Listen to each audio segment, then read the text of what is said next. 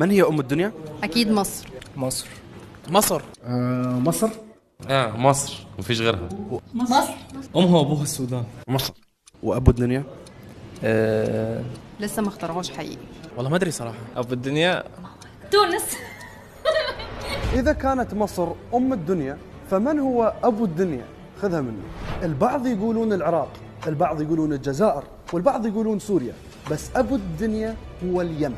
والسبب حسب دراسة حديثة نشرتها جامعة فلوريدا الأمريكية وكامبريدج البريطانية، يرجع لكون اليمن هي أصل الإنسان الأول، والشعب اليمني هم أساس الجنس العربي، وهم أول من يتكلم باللسان العربي.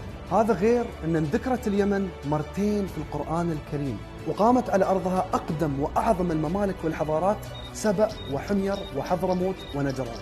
بصراحة شيء منطقي أن اليمن يكون أبو الدنيا بسبب التاريخ، الحضارات القديمة والممالك.